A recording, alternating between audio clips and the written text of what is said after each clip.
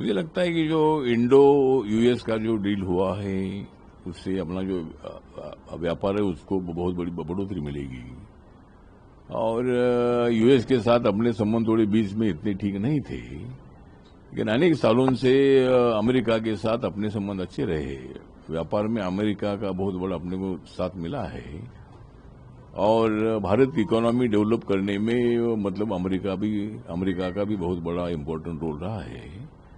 मुझे लगता है कि ये जो इंडिया और अमेरिका का जो डील हुआ है उसमें माननीय प्रधानमंत्री जी ने भी बताया है कि भाई यहाँ के किसानों के बारे में जो सोच रहे लोग, ऐसा कुछ नहीं है। यहाँ के किसानों को स्ट्रेंथन करने के लिए इस डील का उपयोग होगा। एमएसएमई को बढ़ावा देने का भी प्रयत्न होगा। जो छोटे उद्योग है, ऐसे छोटे उद्योगपतियों को भी मतलब इस डील का फायदा होने वाला है और उससे लाखों लोगों को रोजगार भी मिलने वाला है। अनेक क्षेत्र में मतलब इसका फायदा होने वाला है। तो इसी तरह मुझे लगता है कि अपोजिशन के तरफ से इसका जो विरोध हो रहा है ये बिल्कुल ठीक नहीं है। इसके पहले भी ऐसे जो डील हुए हैं, लेकिन इसमें राजनीति करने की बिल्कुल आवश्यकता नहीं है। कांग्रेस पार्टी और अपोजिशन हमेशा राजनीति करने में जुटे हुए हैं, लेकिन हमें देश का विकास करना है और इसीलिए इंडिया यूएस डील का अपने देश की इकोनॉमी में बहुत बड़ा फायदा होगा और इसका हम पूरा समर्थन करते हैं। सर, एक दूसरा सवाल है। आज बीजेपी की रितु तावड़े का नामांकन महायुति की तरफ से बीएमसी के मेयर के लिए हुआ है, जबकि शिवसेना के संजय शंकर गाड़ी जो है वो आपके नॉमिनी हुए हैं डिप्यूटी मेयर के लिए। इसके ऊपर आपकी क्या प्रतिक्रिया है? नहीं, क्या नाम क्या है? क्या सर, बीजेपी की रितु तावड़े। रितु तावड़े ओबीसी है का मराठा है? हाँ, रितु तावड़े और कौन है? संजय शंकर गाड़ी। संजय शंकर गाड़ी। गाड़ी का दाढ़ी।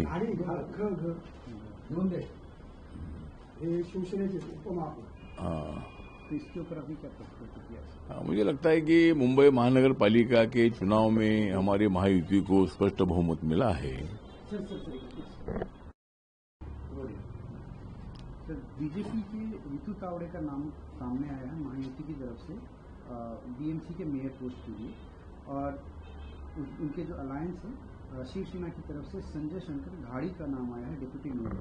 इसके ऊपर आपकी क्या प्रतिक्रिया है? मेरी प्रतिक्रिया ये है कि मतलब मुंबई महानगर पालिका का चुनाव हम लोगों ने महायुति के माध्यम से लड़ा था और मतलब यहाँ जो बीजेपी है, शिवसेना एकनाथ शिंदे जी की है, आरपीआई है, हम मिलकर महायुति के माध्यम से चुनाव लड़े थे और हमें स्पष्ट बहुमत मिला है। 89 सीटें बीजेपी को मिली है, 29 सीटें हमारे एकनाथ शिंदे जी के शिवसेना को मिली है और माननीय उद्धव ठाकरे जी को सत्ता इसलिए मिलती रही थी कि हमेशा बीजेपी का समर्थन उनको मिलता था और 2012 से रिपब्लिकन पार्टी का भी समर्थन उनको मिलता था, इसलिए उनको सत्ता मिलती थी।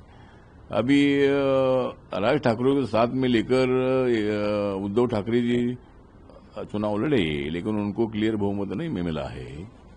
तो महापौर के लिए जो रितु तावड़े है, जो मराठा समाज की है, मराठी है, हिंदू है, उनको मतलब मेयर पद पर उनका नॉमिनेशन मतलब हो रहा है और उसके बाद जो हमारे अपने गाड़ी जी है जो शिवसेना एकनाथ शिंदे जी के है, वो डिप्यूटी महापौर पद के लिए उनका भी नाम नक्की हो गया है।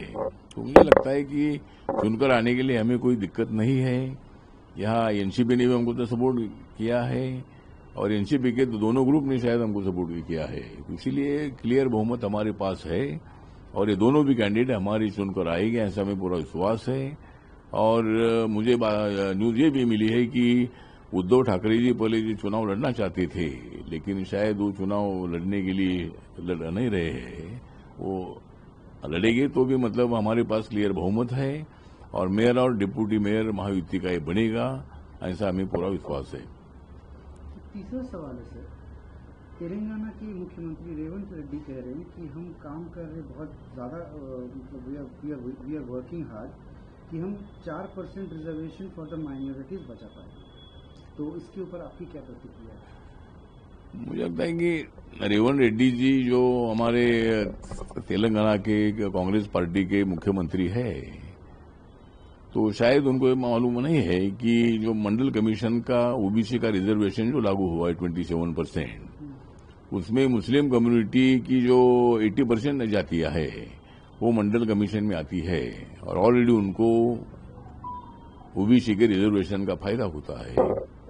दूसरा जो 10% आरक्षण हमारी तो सरकार ने, भारत सरकार ने दिया है, मोदी सरकार ने दिया है इकोनॉमिक सेक्शन को, उसमें भी मुस्लिम कम्युनिटी को फायदा मिलता है। और रेवंत रेड्डी जी ने मुस्लिम कम्युनिटी को रिजर्वेशन दे दिया है, वो उन्होंने उनके राज्य में जो दे दिया है। तो मुझे लगता है कि हमारी सरकार कोई मुस्लिम समाज के विरोध में नहीं है, लेकिन धर्म के आधारित आरक्षण देने का प्रावधान नहीं है। जो शेड्यूल कास्ट शेड्यूल ट्राइब को जो आरक्षण मिला है, ये सोशली, इकोनॉमिकली, एजुकेशनली बैकवर्ड जातियों के माध्यम से वो आरक्षण मिला है। अनटचेबिलिटी के कारण हमको आरक्षण मिला है। और बाबा साहब अम्बेडकर जी का दलित आदिवासियों को आरक्षण देने में बहुत बड़ा रोल रहा है। तो बाबा साहब अम्बेडकर जी ना होते तो शायद दलित आदिवासियों को आरक्षण नहीं मिलता था। तो ठीक बात है, तो भी उनके राज्य में किसको आरक्षण देना है, क्या करना है, वो राज्य को अधिकार होता है। तो उसके बारे में उनका निर्णय जो है, वो निर्णय उसका इम्प्लीमेंट करे। बिहार के इंडिपेंडेंट एमपी हैं पप्पू यादव जी, वो अरेस्ट हुए हैं एक पटना में एक पुराने केस में। क्या नाम है उनका? पप्पू यादव जी। अच्छा, तो वो अरेस्ट हुए हैं, उनके ऊपर आपकी कोई प्रतिक्रिया सर? नहीं, पप्पू यादव एक डैशिंग नेता है और उनके ऊपर कुछ केस भी दर्ज थे। तो 1998 में वो हमारे साथ वो चुनकर आए थे। वो अपनी अलग पार्टी चलाते हैं और उनकी मिसेज कांग्रेस पार्टी की तरफ से चुनकर आती है, लेकिन अभी उनकी मिसेज हमारी राज्यसभा में है। तो पप्पू यादव जी बिहार के जाने माने नेता भी है, लेकिन उनके ऊपर कोई ये केसेस थी। तो मुझे लगता है कि कानून सबसे बड़ा होता है और संविधान सबसे बड़ा है। तो जो कोई गुनाह करेगा उसके ऊपर कार्रवाई होती है, चाहे वो कितना भी बड़ा आदमी हो। इसलिए पप्पू यादव लोकसभा के मेंबर ऑफ पार्लियामेंट है, लेकिन उनके ऊपर जो कोई केस पहली थी या अभी की केस है, तो उसमें उनके ऊपर का कार्रवाई हुई है। तो मुझे लगता है कि कितने भी बड़े आदमी पर कोई गलत काम करेगा तो कार्रवाई होती है। एक सवाल आ रहा है, आजकल बहुत ज्यादा प्रचलन में है सर, एक फिल्म आई है एक नेटफ्लिक्स पे, ओटीटी प्लेटफॉर्म है नेटफ्लिक्स, जैसे नेटफ्लिक्स हो गई, अमेजॉन प्राइम हो गया, बहुत सारी ऐसे ऑनलाइन मूवीज जो चलती हैं, उनमें एक मूवी बहुत ज़्यादा प्रचलित हो रही है, घूसखोर पंडित, जिसके ऊपर बहुत ज़्यादा विवाद भी हो रहा है कि ये मूवी में बहुत सारी ऐसी बातें हैं जो कि दिखानी नहीं चाहिए। तो आपका कोई इस पे, आपकी कोई इस पर टिप्पणी? नहीं, अभी घूसखोर पंडित के बारे में मुझे कोई जानकारी नहीं है कि वो फिल्म मैंने देखी भी नहीं है।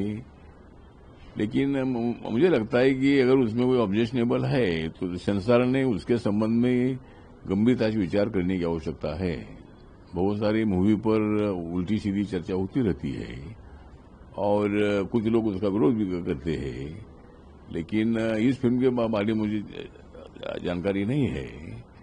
लेकिन अगर उसमें कोई ऑब्जेक्शनेबल है तो सेंसर ने उसका दोबारा विचार करना चाहिए, ऐसा मुझे लगता है। सर, एक आखिरी सवाल बजट से रिलेटेड।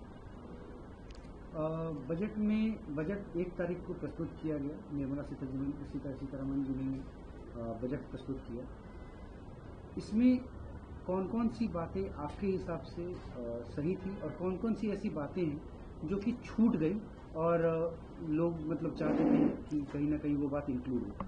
ये पहला सवाल है बजट से। और कल आपका आरबीआई ने अपनी एक जो उनकी मॉनेटरी पॉलिसी कमेटी में वो हर 2 महीने में करते, उसमें उन्होंने रेपो रेट जो वो फिक्स रखा उसको उन्होंने क्या change नहीं किया। रेपो रेट, क्या किया? आरबीआई का एक रेपो रेट होता है जिसपे वो बैंकों को मतलब ये करके एक दर होता है, रेट होता है जिसपे वो मतलब बैंकों को कितना % का इंटरेस्ट लगेगा वो रेट होता है, रेपो रेट। और वो उन्होंने अपनी अपनी बहुत सारी पॉलिसीज पे बात की। तो आप बजट पे और आरबीआई के रेपो रेट पे कुछ कहना चाहेंगे? नहीं, बजट पर अभी जो बजट में ऐसा होता है कि सभी बातें एक साथ नहीं होती है, लेकिन हमारी सरकार की तरफ से, मोदी सरकार की तरफ से सभी वर्गों को न्याय देने का प्रयत्न किया है। या आम आदमी को सबसे ज्यादा न्याय देने की भूमिका इसमें है। सामाजिक न्याय के साथ साथ आर्थिक न्याय, शैक्षणिक न्याय देने की भूमिका इसमें है। यहाँ जो हमारा आदिवासी कम्युनिटी है, दलित समाज से भी उनकी स्थिति बहुत गंभीर होती है, वो पहाड़ों में रहते हैं। तो ऐसे लोगों के लिए भी मतलब और भी ज्यादा सुविधा दे दी गई है। मेरा मंत्रालय जो है, मेरा मंत्रालय शेड्यूल कास्ट के लिए, ओबीसी के लिए, दिव्यांग जनों के लिए, सीनियर सिटीजन के लिए मेरा मंत्रालय है। तो मेरे मंत्रालय का बजट इस साल का 1,98,000 करोड़ का है और ट्राइबल का बजट कम से कम 1,58,000 करोड़ का है। तो मतलब दलित और आदिवासियों के लिए बजट में बहुत अच्छा मतलब परसेंटेज मिला है। तो इस बजट के माध्यम से किसान है, युवा है, महिला है, गरीब है, उसके साथ साथ दलित, आदिवासी, ओबीसी और अनेक वर्गों का इसमें ध्यान देने का प्रयत्न किया है। और मोदी सरकार का बजट इतना स्ट्रांग है कि अपने देश की इकोनॉमी अभी 4 नंबर पर है, तो 3 नंबर पर जाने के लिए इस बजट का मैक्सिमम उपयोग होगा। मेड इन इंडिया को इसमें बहुत ही ज्यादा सपोर्ट देने का प्रयत्न किया है। एमएसएमई जो है, छोटे उद्योग है, ऐसे छोटे उद्योगों को मैक्सिमम मदद करने की भूमिका इस बजट में है। और इसीलिए मुझे लगता है कि अपना किसान है, सभी वर्गों को इस बजट में न्याय देने की भूमिका इसमें है। और इसीलिए इस बजट का मैंने आरबीआई की तरफ से समर्थन मैंने किया है। और जो बजट पर अभी चर्चा मंडे से होगी तो मैं भी उसमें मेरी भूमिका रखूंगा। और जो आरबीआई की गाइडलाइन होती है, आरबीआई की समिति है, समिति ने जो भी कुछ आदेश बैंकों को दिए हैं उसको सभी बैंकों ने उसको इम्प्लीमेंट करने की आवश्यकता है। मतलब रिजर्व बैंक एक सभी बैंकों पर मतलब पूर्ण कंट्रोल करने वाली रिजर्व बैंक होती है। और हमें अभिमान इस बात का है कि बाबा साहब अम्बेडकर जी ने रिजर्व बैंक होना चाहिए इसी तरह की भूमिका रखी थी। और उसके बाद रिजर्व बैंक ऑफ इंडिया का स्थापना हुआ था। तो रिजर्व बैंक सभी बैंकों के ऊपर ध्यान रखती है और इसीलिए मुझे लगता है कि उनके समिति ने जो भी कुछ ऑर्डर दिया होगा उसको सभी बैंकों ने इम्प्लीमेंट करना चाहिए, ऐसा मुझे लगता है।